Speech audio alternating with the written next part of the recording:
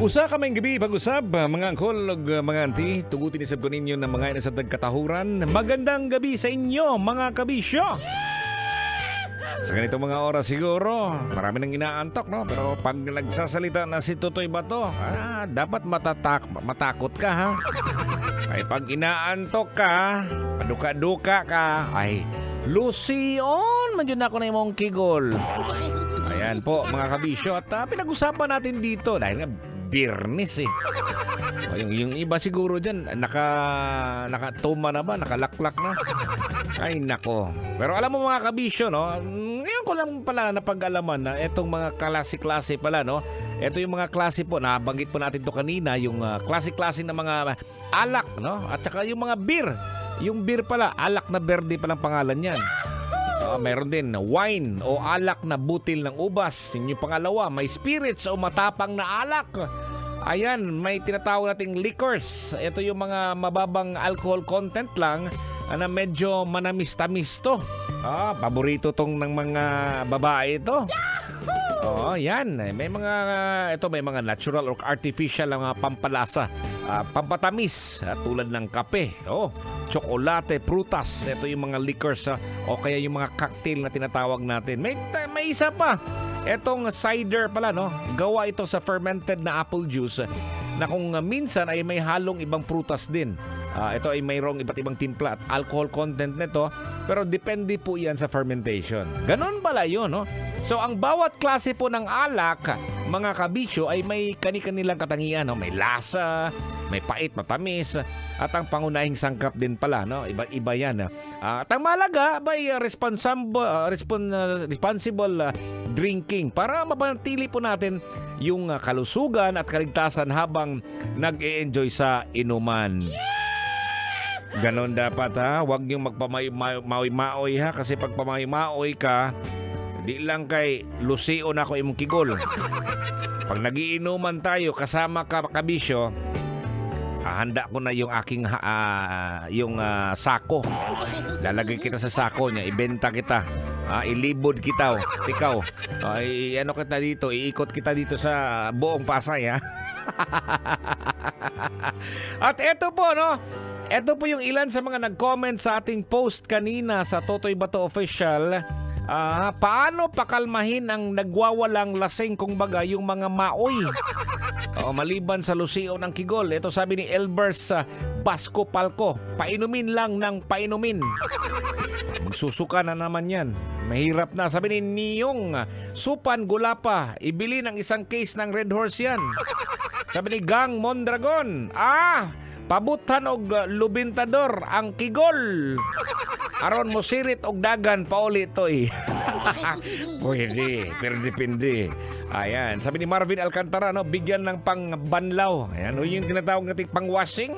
Pang-washing para musuka niya dito sa kanal. Ayan, sabi ni Dailin Servito, the second, ay sabihan ng hoy! May mga tanod na. Ayan, tapos sabay tawagin ang asawa. Sabay sabi na, hindi ka makakatabi pag tulog, pag di ka kumalma. Kanoon. Ayan, sabi ni Jeffrey Soledad, una sa lahat, Happy New Year, Idol, no? Moraman, parang nasa beauty pageant, Para sa akin, Idol, pinababayaan lang yan kasi pag inaawat, lalong nagwawala. Ayan, shoutout po kami dito sa San Roque, Pandan, Catanduanes. Lagi po kaming nakikinig sa iyo. Idol, pagpatak ng alas 9 to 12 midnight, Idol. Salamat, Jeffrey. Sabi ni Mariela, bigyan ulit ng inumin, baka kulangan. Sabi ni Recto Charles, patagayin mo ng isang basong gin. Patay kang bata ka, suka ka na suka dyan. Sabi ni Joy Lo, hatagan pa og kulapo toy. Yun yung mga inumin sa probinsya eh. Sabi ni Mark Anthony Picacho Ivanoso, sikmuraan mo sir. Grabe na, brutal mo naman dodong. Sabi ni Richard Tolentino, bilihan mo pa ng maiinom. Hala, magsawa ka dyan. Ayan, sabi ni Omi Ibin, bigyan ng isang malakas na suntok para makatulog. Pambihira na, maawa ka naman sa lasing. Dami namang mga kainuman, di ba, mga gano'n, no? Pero alam mo mga kabisyo, ayaw mo ng lasing, ayaw mo ng nagmamaoy. Pero hindi mo alam, may isang tao din na ayaw mo. Yung malakas na mamulutan. Mamulutan, kulang na lang. Bigyan mo ng kanin, tsaka ano pa, soft drinks. Grabe, yung mga ganong klaseng tao. Ito na, sabi dito kay Red Makepeace Marcelo, huwag pansinin, basta ala lang masaktan. Tahimik din yan, sa isang sulok, bagsak tulog, idol cake. So pwede, pwedeng ganon din gawin mo ha. Sabi ni Lowell Alo, isumbong sa misis para puntahan. Ewan ko lang kung magmahoy ba yan. Sabi ni Putot Mark Clarence, pulis toy. Grabe, ayun ng pulis. Kaya dami ginagawa ng pulis. Sabi ni Charles Joe Tinola, buhusan ng mainit na tubig ang mukha. Ang brutal mo naman, Charles. Sabi ni Andrea Orsal, tumawag ng pulis ha. Alam mo, pag maririnig lang siguro, kayo yung ilaw lang siguro pag nakikita yan, huwag tang ng maoy. Ayan, ang dami pang mga nagko-comment dito mga kabisyo, pero parang kakapusin tayo sa oras, no? Pero alam mo mga kabisyo, no? Paano pakalmahin ang nagwawalang lasing?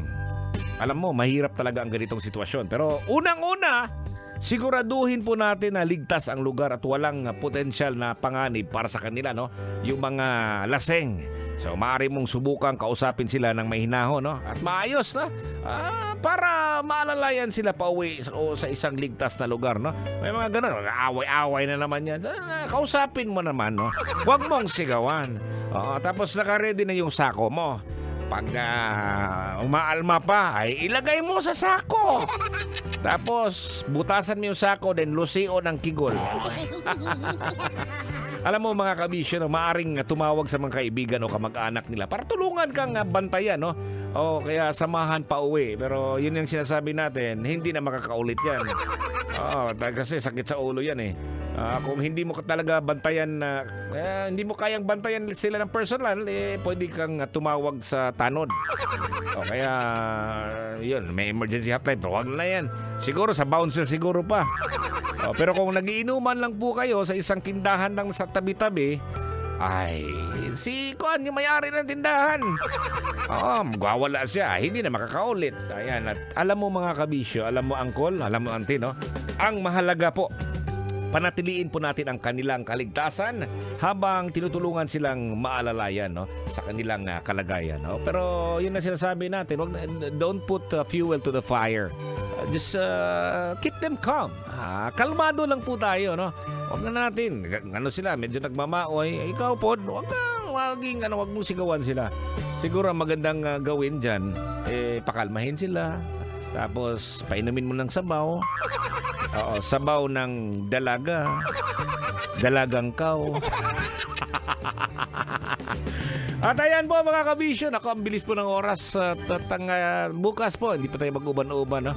Ayan, sa linggo na po tayo magsama-sama mga kabisyo. Marami po salamat sa mga nakatutok at saka sa mga bumati.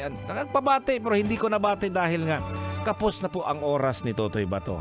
Siguro sa mga darating na araw. At keep it right here, 9 p.m. till 12 midnight. Ito po yung ating programa. Hindi ko po to programa nating dalawa to. Tayong lahat na nakatutoy dito. Ang programa natin na Tutoy na Love. Kasama niyo po si Uncle Totoy Bato. Dili lang sa 90.7 Love Radio Manila.